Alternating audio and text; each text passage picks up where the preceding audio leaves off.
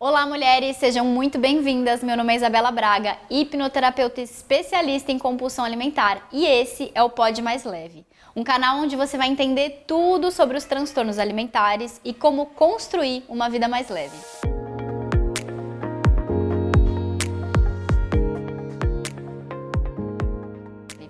Esse episódio tá muito especial porque eu trouxe aqui uma psicóloga maravilhosa, que além de amiga, é uma das pessoas mais competentes que eu conheço e que vai poder explicar pra gente sobre uma ferramenta terapêutica que eu sou super fã e que é pouco conhecida, que se chama terapia do esquema. Essa abordagem terapêutica pode te ajudar muito a fortalecer a sua autoestima e também a promover mudança de hábitos. A minha convidada hoje é a psicóloga Ana Paula, especializada em terapia cognitivo-comportamental e também terapia do esquema. E ela vai nos explicar tudo sobre essa ferramenta e como o processo terapêutico definitivamente te ajuda a tratar o seu comer emocional, a sua compulsão alimentar, mas também construir uma base emocional saudável para a sua vida. Ana, seja muito bem-vinda. Para mim é uma honra receber você aqui no Pode Mais Leve. Ai, Bela, uma honra, a honra é toda minha estar aqui com você, partilhando desse momento tão especial, levando esse assunto para mais pessoas, né? Partilhar conhecimento é sempre muito vantajoso, não só para nós, mas para quem está aí nos ouvindo, nos vendo. Então, assim, estar aqui com você é um grande presente. Ah, obrigada, o presente é meu. E eu queria começar o nosso episódio hoje falando um pouquinho sobre essas duas abordagens terapêuticas que você usa nos seus atendimentos. Explica para quem está ouvindo a gente quais são as abordagens que você usa. Eu trabalho com a terapia cognitiva comportamental, sou especialista e através da terapia cognitiva comportamental surgiu a terapia do esquema. Eu falo que a terapia do esquema ela tem o melhor de todas as abordagens, não só da TCC, que é a terapia cognitiva comportamental, mas a psicanálise, a gestalt, enfim, várias abordagens. A terapia do esquema trouxe o que há de melhor nelas para a terapia do esquema. E ela é uma abordagem um pouco mais profunda. Nós não utilizamos somente técnicas cognitivas para trabalhar o pensamento, o sentimento, o comportamento, não. A gente vai para técnicas vivenciais, com a intenção de ir lá na causa, raiz de um trauma, de uma dificuldade, de um problema que o adulto acaba enfrentando no momento presente, na vida dele. Então a terapia do esquema, ela aprofunda, ela trabalha muito de encontro com a hipnose. Sim, eu sou apaixonada pela terapia do esquema, porque inclusive foi você que me apresentou e eu faço semanalmente a minha terapia com a minha terapeuta, que é a terapeuta do esquema. E eu posso dizer para você que é assim algo transformador. Aqui no Pode Mais Leve, o objetivo não é só falar sobre hipnose. Sim, eu sou hipnoterapeuta, eu faço hipnose, mas existem diversas abordagens que você vai poder entender qual que é melhor para você, qual que você vai se identificar mais para encontrar o seu caminho. E Ana, quem já passou por um transtorno alimentar e já buscou tratamento, talvez já tenha chegado na terapia cognitivo-comportamental.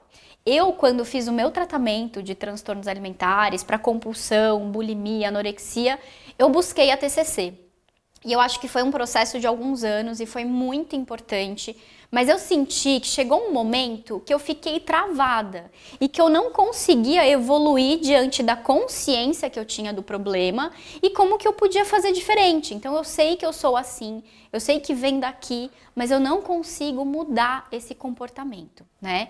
E eu senti uma diferença muito grande quando eu comecei a fazer terapia com a terapia do esquema, que eu achei assim que foi algo que realmente aprofundou em várias questões que eu já sabia que eu tinha. Então explica para quem está ouvindo e que talvez já tenha buscado a TCC, qual é a diferença, qual é o ganho em buscar a terapia do esquema? Ótimo, Bela. A terapia do esquema, ela começa com a TCC básica, né? A gente tem que receber esse paciente, preparar ele, entender a dinâmica, o contexto, o dia a dia. E a partir daí a gente vai criando o vínculo terapêutico. o vínculo, ele é a parte fundamental do processo, porque através do vínculo, esse paciente ele vai estar preparado para aprofundar mais. Na terapia cognitiva, a gente fica ali na superfície, a gente coloca a cabeça debaixo da água, mas a gente também tira para fora. E a terapia do esquema, a gente faz isso também, mas de uma maneira mais profunda. Então, a terapia do esquema, ela tem como base esse nome de terapia do esquema porque ela acredita que, a partir das nossas experiências infantis, né, do início da nossa vida, a gente passa por situações, contextos, no qual nos deixam marcas. E essas marcas, geralmente, é criada em nós a partir de necessidades que não foram atendidas na infância.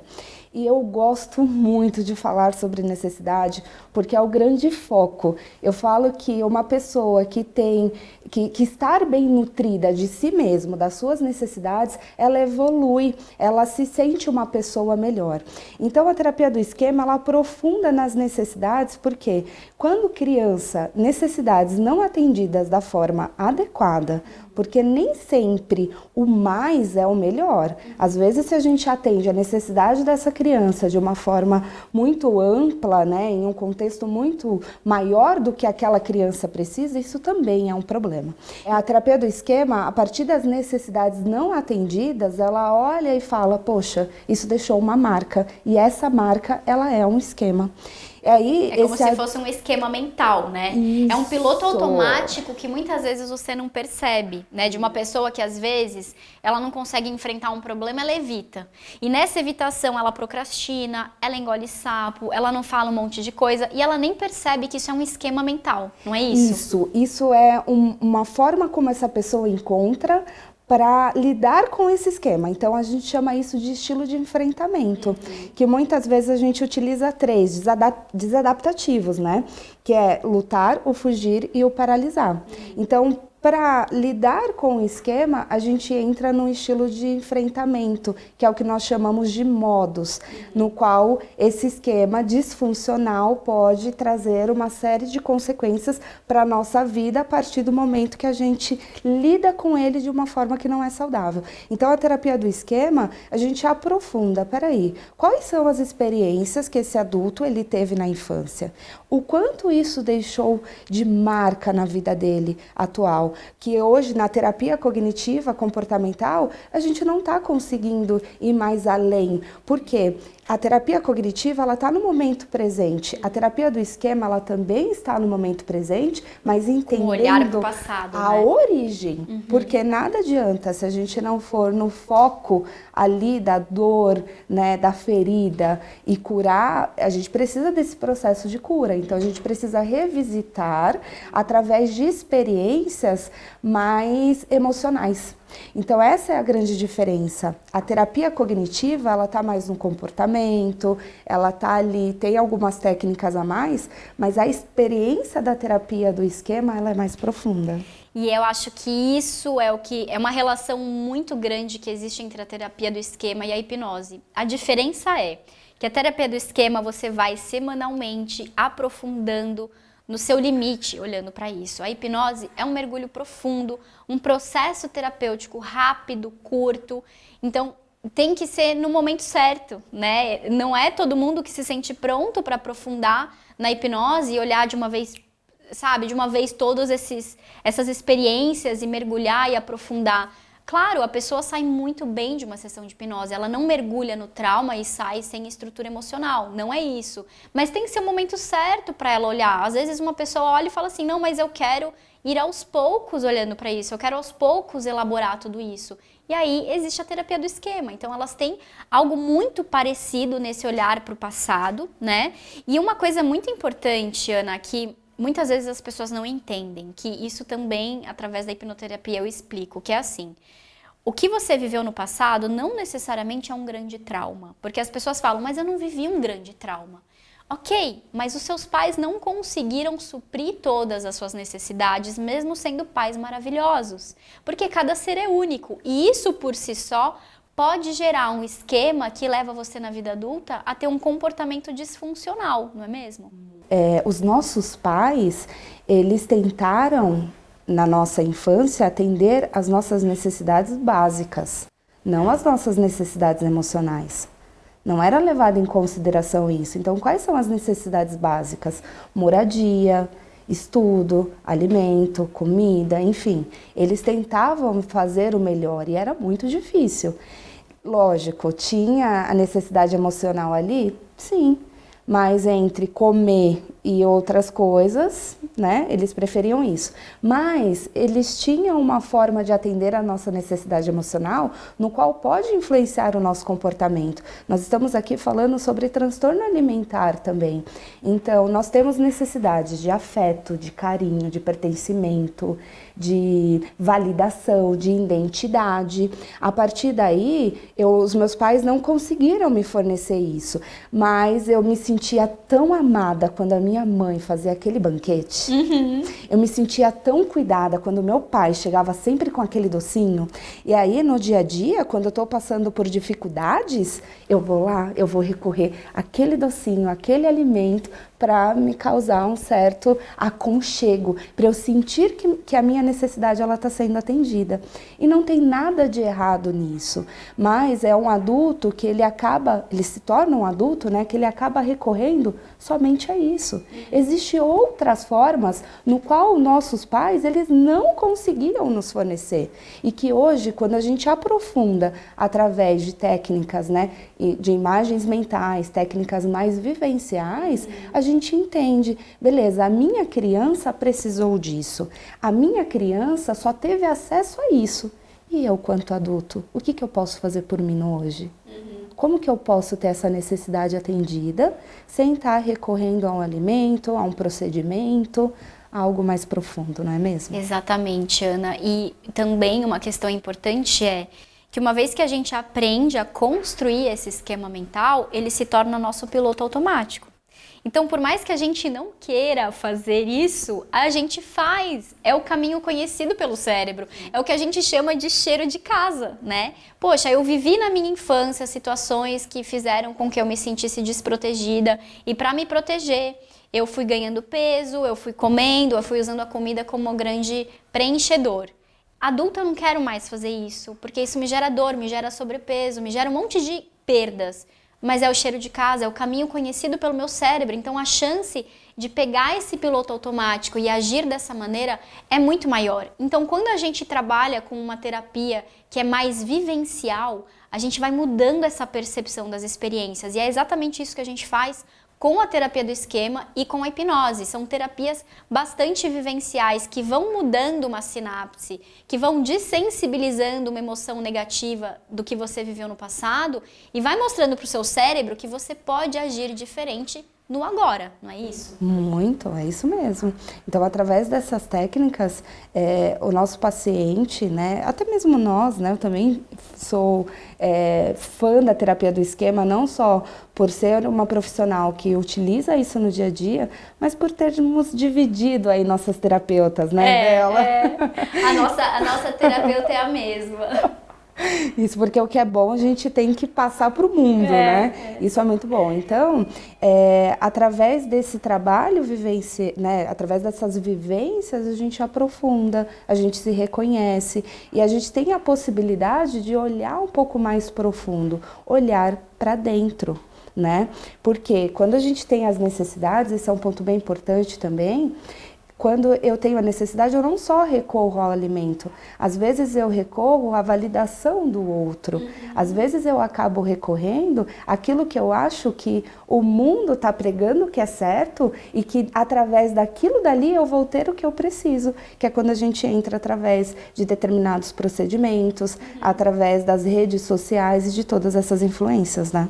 Exatamente. E aí entra uma questão importante, que é o que eu acho que está por trás de muitos comportamentos disfuncionais, principalmente nas mulheres, que é a questão da construção da autoestima, né? Como que a autoestima ela é construída dentro da gente?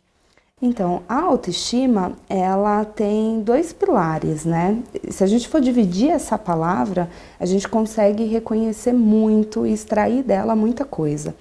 Auto, ele diz respeito a próprio, a si mesmo. Estima é valor, é percepção não só de si, né, mas do contexto geral. Então, quando a gente fala autoestima, nós estamos querendo dizer que a nossa avaliação ela tem que vir de dentro.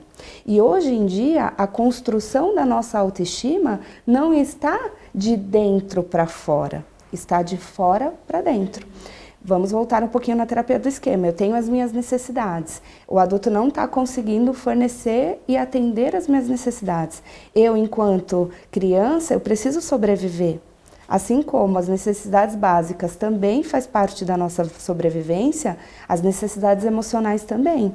Então aí eu passo a fazer aquilo que o adulto quer, a fazer aquilo que o ambiente fala que é bom ou que é aceito, e aí eu me desconecto de mim mesmo, eu me desconecto da minha essência. E a gente está falando de uma criança. A criança ela vai se desenvolvendo cada vez mais, se desconectando de si. Quando ela chega a um adulto, ela não se olha, ela não se reconhece. Ela está sendo influenciada por aquilo que está de fora. E aí é onde a autoestima, ela não está conectada com a essência da pessoa, mas com aquilo que está lá. Então ela tenta fazer de tudo para que o outro olhe para ela. Ela tenta fazer de tudo para que o outro a reconheça. Então é mudando o cabelo, é fazendo o procedimento, é ficando mais magra, enfim... Não importa, ela tenta buscar essa aprovação, o atendimento dessa necessidade através desse olhar do outro e, consequentemente, a sua autoestima ela acaba sendo abalada. E eu vou até compartilhar um pouquinho da minha história, porque meus pais foram maravilhosos, fizeram o melhor que eles podiam, mas tiveram lacunas que fizeram com que eu construísse uma autoestima que não era tão sólida, né? Então eu, desde criança, tinha minhas inseguranças, tinha as minhas questões, e mesmo meus pais fazendo o melhor que eles podiam, eu cresci me sentindo mais insegura, sentindo que eu não era tão capaz, sentindo que eu não era tão boa naquilo que eu fazia. E aí, quando eu cheguei na vida adulta, e comecei a me relacionar com pessoas, comecei a me perceber adulta, percebi que eu não era boa o suficiente, inclusive com a minha aparência. Né? E aí várias vivências na infância, né? De bullying, às vezes de alguém que você conhece, que fala do seu corpo, que é um corpo normal, só que ele só não é o padrão da família, né? De uma família que tem crianças super, super, super magras, né? E eu olho as fotos minhas de criança e falo, gente, mas eu era uma criança normal, eu só não tinha o corpo padrão da minha família, né? E aí você vai vivendo situações de bullying, você escuta comentários, tem um olhar de preocupação porque você não é igual aos outros. E quando eu me tornei adulta, eu comecei a enxergar o meu corpo como não suficiente. Eu preciso melhorar, eu preciso emagrecer. E aí eu comecei a entrar nesse lugar de querer me tornar mais bonita, né?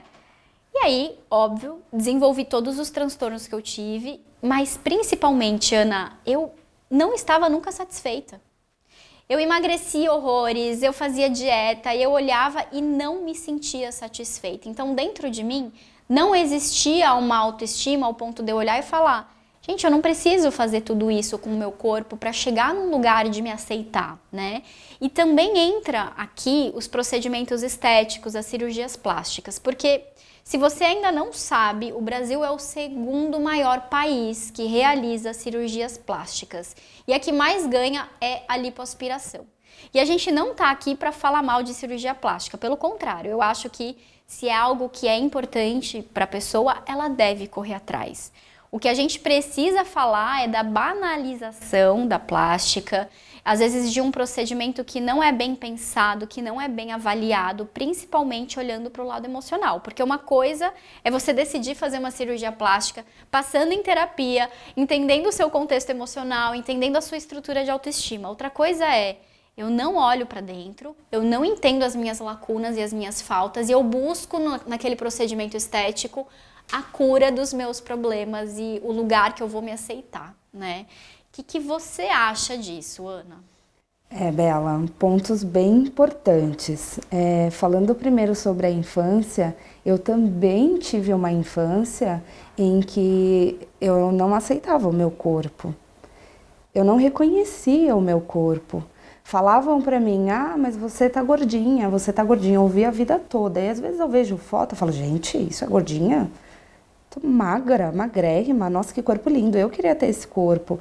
Então, os adultos ali à minha volta, e é bem comum dentro do desenvolvimento esse processo, às vezes, de engordar um pouquinho, emagrecer um pouquinho, e até faz parte da vida da criança. Mas aí que o adulto fala, você tá gordo, você tá gordo, você tá gordo.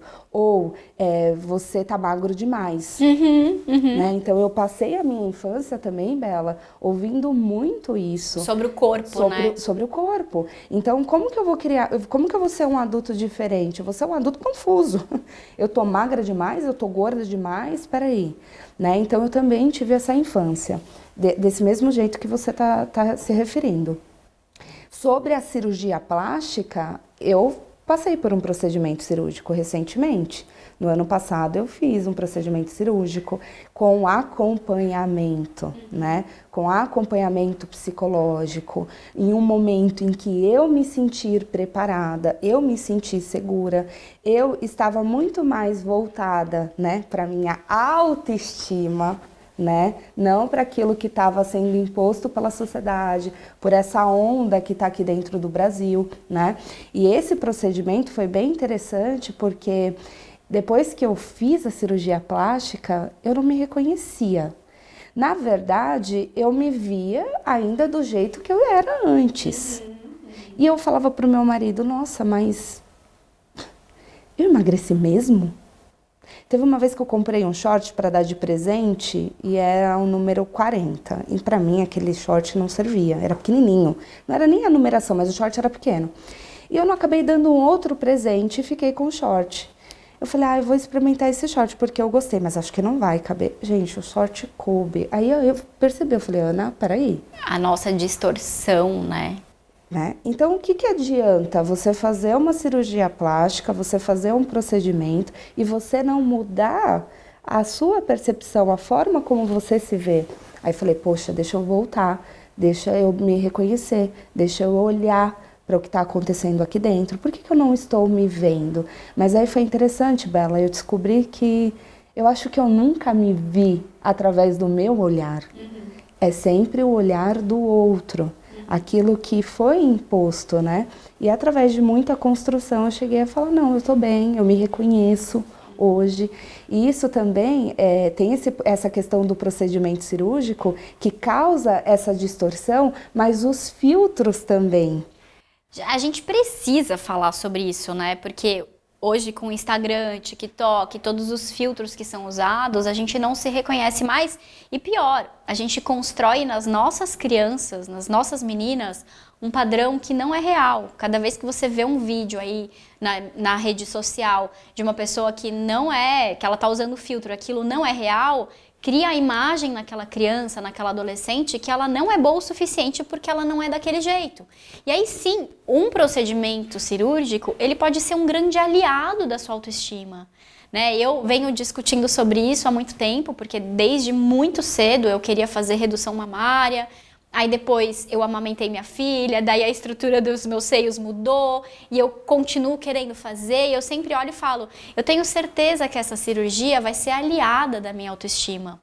O problema é quando a gente olha para a cirurgia e acha que é ela que vai resolver a nossa autoestima, que é toda a minha esperança de controlar a minha compulsão alimentar, de controlar o meu comer emocional, está nessa lipo HD.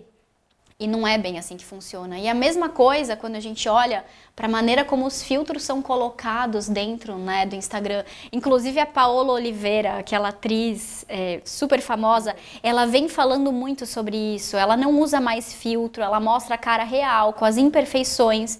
Porque no fim das contas a gente pode construir autoestima sem ter que colocar nenhum filtro no nosso rosto e no nosso corpo, né?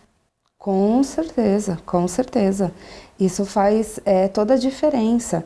E você estava falando das adolescentes, né, das crianças que hoje em dia estão sendo influenciadas por isso. Eu fiquei aqui pensando, como que vai ser esse adulto?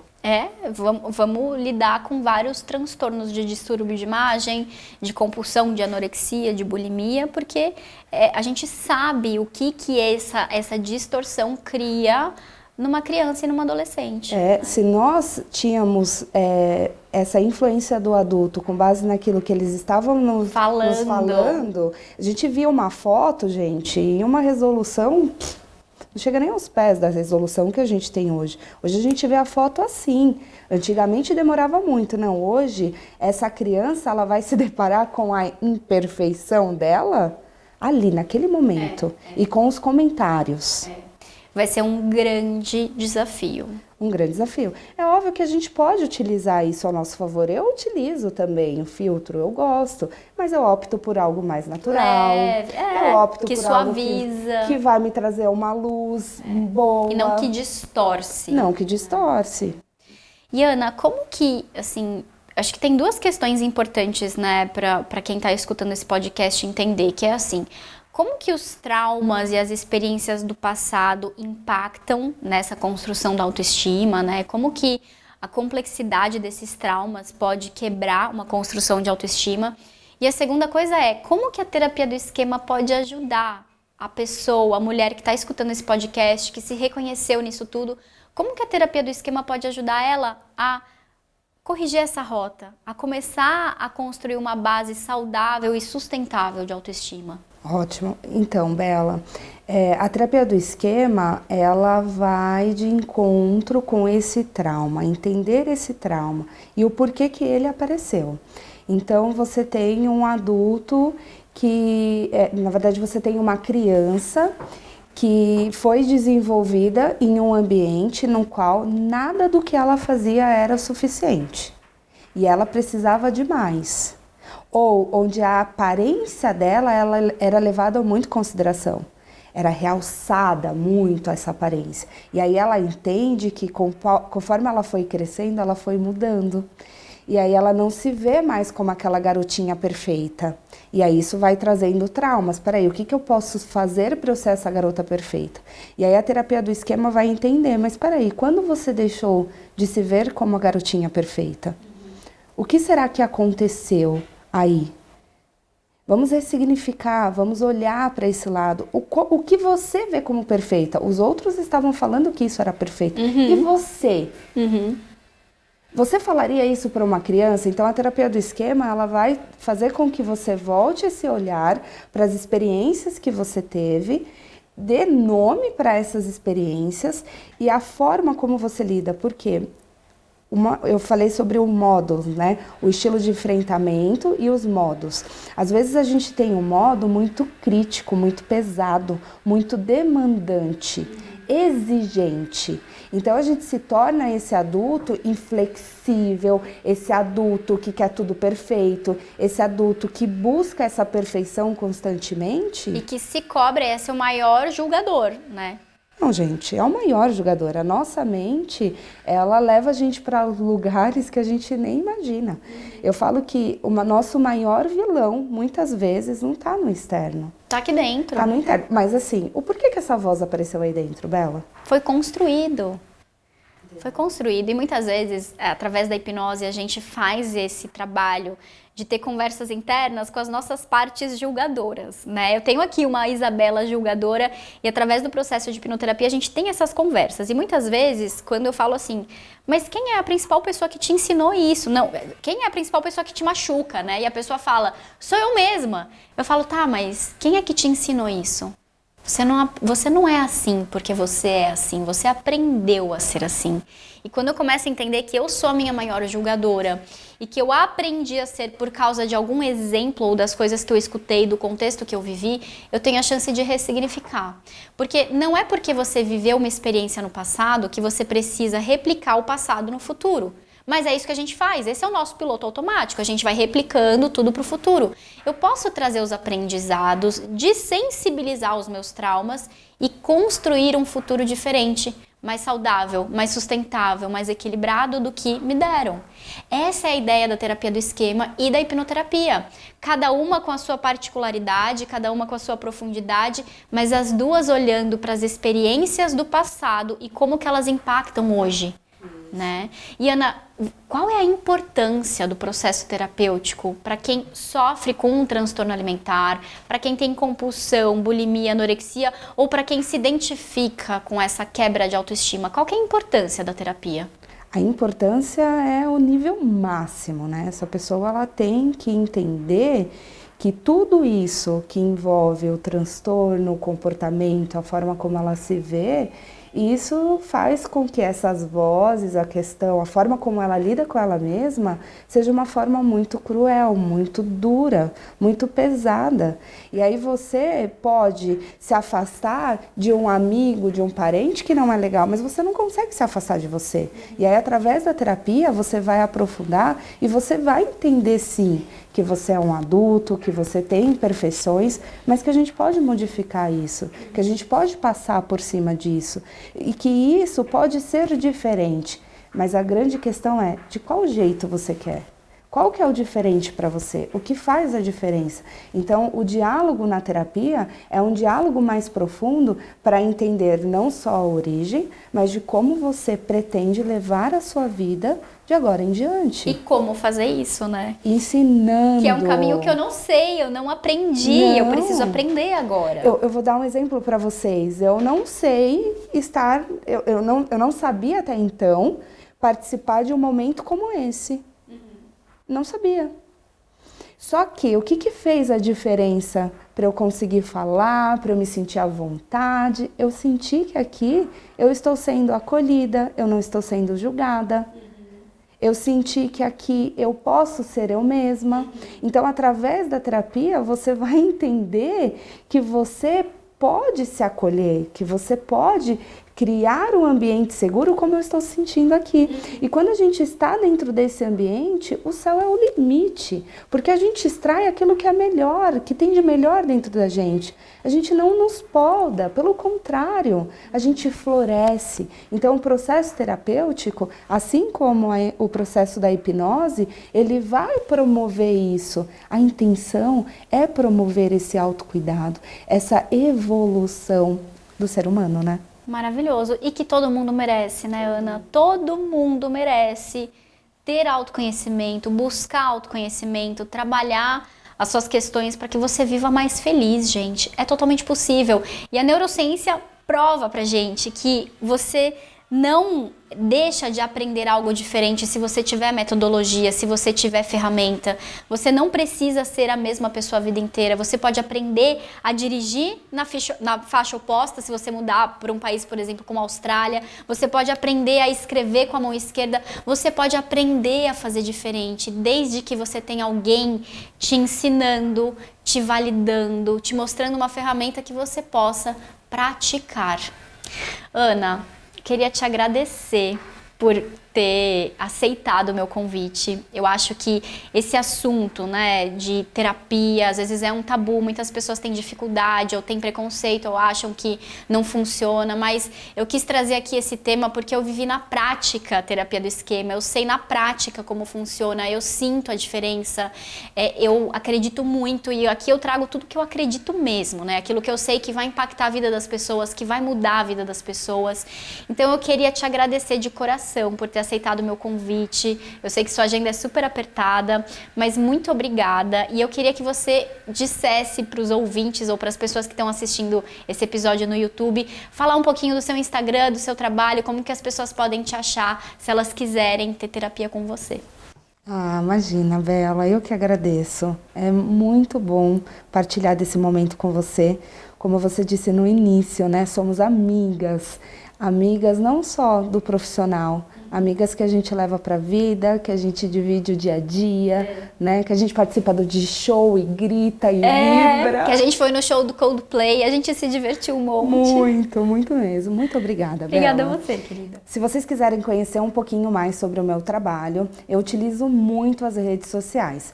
Hoje eu estou direcionando para algo mais específico, que é para ajudar psicólogas a chegar aonde eu cheguei, a ter um consultório lucrativo, um consultório especializado para atender o paciente da melhor forma possível, seguindo a burocracia da clínica, aquilo que é imposto pelo nosso conselho de maneira leve e prática. Eu utilizo as redes sociais no Instagram, @eu.anapaulapsi, e vai ser uma honra receber vocês lá.